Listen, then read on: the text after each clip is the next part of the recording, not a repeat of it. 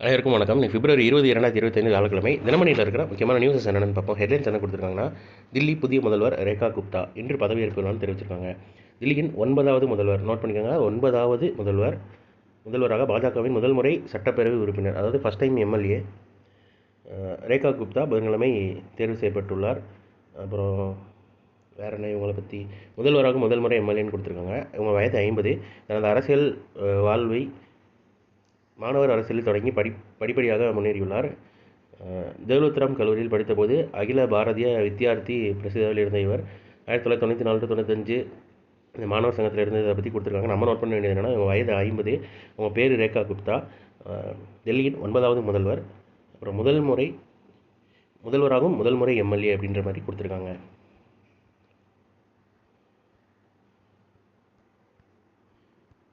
அடுத்ததான் இன்றைக்கான திருக்குறள் என்னன்றதை பார்த்துருவோம். குடிப்புறம் காத்து ஓம்பி குற்றம் கடிதல் வடு அன்று வேந்தன் தொழில். குடிகளை பிறர் வருத்தாமல் காத்து தானும் வருந்தாமல் காப்பாற்றி அவர்களுடைய குற்றங்களை தக்க தண்டனையால் ஒழித்தல் அரசனுடைய தொழில், அது பழி அன்று அப்படின்னு செங்கோன்மைன்ற அதிகாரத்தில் திருவள்ளுவர் சொல்லியிருக்காரு. தலைமை தேர்தல் ஆணையராக ஞானேஷ்குமார் நேற்று பதவியேற்றிருக்காரு. அதுக்கடுத்து புதிய தேர்தல் ஆணையராக விவேக் ஜோஷி பொறுப்பேற்பு. தலைமை தேர்தல் ஆணையர் தான் ஞானேஷ்குமார், புதிய தேர்தல் ஆணையராக விவேக் ஜோஷி பொறுப்பேற்புன்னு தெரிவிச்சிருக்காங்க. நாட்டின் 26வது தலைமை தேர்தல் ஆணையராக ஞானேஷ்குமார் புதன்கிழமை பதவியேற்றார். அப்புறம் இதைத் தொடர்ந்து ஞானேஷ்குமார் புதன்கிழமை பதவியேற்றுள்ளார். அப்புறம் தலைமை தேர்தல் ஆணையராக பதவியேற்றதும் வாக்காளர்களுக்கு அளித்த செய்தியில், தேச கட்டமைப்பில் முதல் படியாக வாக்களிப்பது தான். எனவே 18 வயது பூர்த்தி செய்த ஒவ்வொரு இந்திய குடிமக்களும் ஆட்சியாளர்களை தேர்ந்தெடுப்பதற்காக உருவெடுப்பதோடு எப்போதும் வாக்களிக்கவும் வேண்டும் அப்படின்ற மாதிரி தெரிவிச்சிருக்காரு. இவரோட பதவி காலம் 2029 ஜனவரி 26ஆம் தேதி வரை உள்ளதுன்னு தெரிவிச்சிருக்காங்க. லோக் ஆயுக்த தலைவராக ஓய்வு பெற்ற நீதிபதி பி ராஜமாணிக்கம் தேர்வு செய்யப்பட்டிருக்கிறதா சொல்லியிருக்காங்க. நிதித்துறை சாரா உறுப்பினர்களும் நியமனம்னு தெரிவிச்சிருக்காங்க. லோக் ஆயுக்த அமைப்பின் தலைவராக ஓய்வு பெற்ற நீதிபதி பி ராஜமாணிக்கம் நியமிக்கப்பட்டுள்ளார். ஏற்கனவே நீதித்துறை சார்ந்த உறுப்பினராக பொறுப்பு வகித்து வரும் அவர் தலைவராக நியமனம் செய்யப்பட்டுள்ளார். இதற்கான உத்தரவை மனிதவள மேலாண்மை துறை முதன்மை செயலர் ஜி பிரகாஷ் பிறப்பித்துள்ளார்னு தெரிவிச்சிருக்காங்க. லோக் ஆயுக்த அமைப்பு பொது ஊழியர்களுக்கு எதிரான ஊழல் புகார்களை விசாரிக்க ஏற்படுத்தப்பட்டுள்ளது. ஒரு தலைவர், 2 நீதித்துறை உறுப்பினர்கள், 2 நீதித்துறை சாரா உறுப்பினர்கள் ஆகியோரை அந்த அமைப்பானது கொண்டிருக்க வேண்டும். இந்த நிலையில் தலைவர் மற்றும் நீதித்துறை சாராத உறுப்பினர்களை தேர்வு செய்யும் பணி நடைபெற்றதுன்னு தெரிவிச்சிருக்காங்க. இதுபோன்று உறுப்பினர்களாக நியமிக்கப்பட்டுள்ளவர்கள் 5 ஆண்டுகள் அல்லது 70 வயது என எது முதலில் வருகிறதோ அதுவரை பதவியில் இருப்பார் என்று உத்தரவில் தெரிவிக்கப்பட்டுள்ளதுன்னு தெரிவிச்சிருக்காங்க. பேர் பார்த்துக்கோங்க, எதுக்கான தலைவர்னு பார்த்துக்கோங்க, லோக் ஆயுக்த தலைவர்.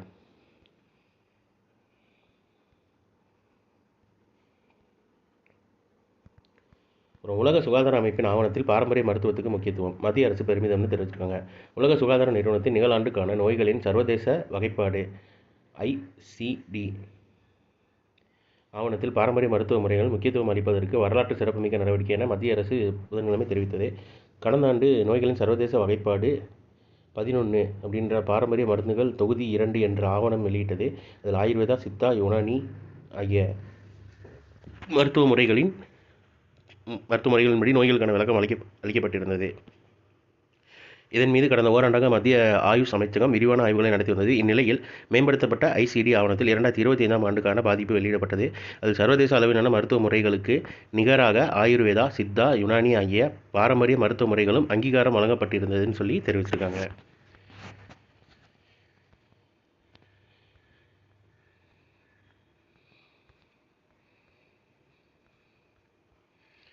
தன் மறைப்பு நிலையை மனித உரிமையாக பாதுகாப்பது அவசியம், தேசிய மனித உரிமை ஆணைய தலைவர் வே ராமசுப்ரமணியன் தெரிவிச்சிருக்காரு. அதாவது தன் மறைப்பு நிலைனா, அதாவது டிஜிட்டல் உலகில் தன் மறைப்பு நிலைனா பிரைவசி, இந்த மாதிரி கலை சொற்கள் பார்த்து வச்சுக்கோங்க. அன்றாட நம்ம பயன்படுத்துகிற கலை சொற்கள் தான் நிறைய கேட்போன்ற மாதிரி தமிழ் சிலபஸில் கொடுத்துருந்தாங்க.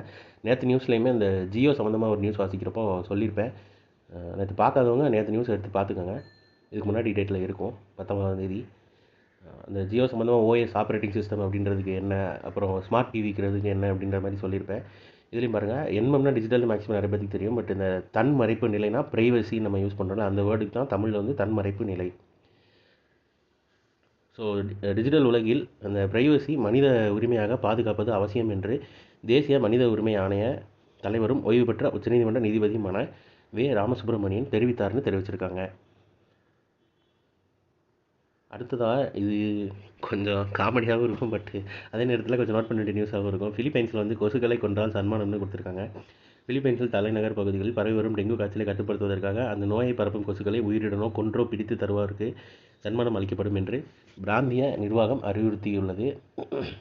அதாவது நம்ம ஊர் மதிப்புப்படி இங்கே கொடுத்துருந்தாங்களே அந்த இருக்குது, பொதுமக்கள் உயிருடனோ கொன்றோ கொண்டு வந்து தரும் தலா 5 கொசுக்களுக்கு அல்லது கொசு முட்டைகளுக்கு 1 பிலிப்பைன்ஸ் பைசா, அதாவது நம்ம ஊர் காசுக்கு 5 கொசுவுக்கு 1.50 பைசா சன்மானம் அளிக்கப்படுதுன்னு தெரிவிச்சிருக்காங்க.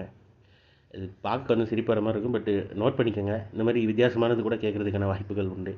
எந்த ஊரில் எந்த நாட்டில் இப்படி பண்ணாங்க அப்படின்ற மாதிரி கேட்க வாய்ப்பு உண்டு.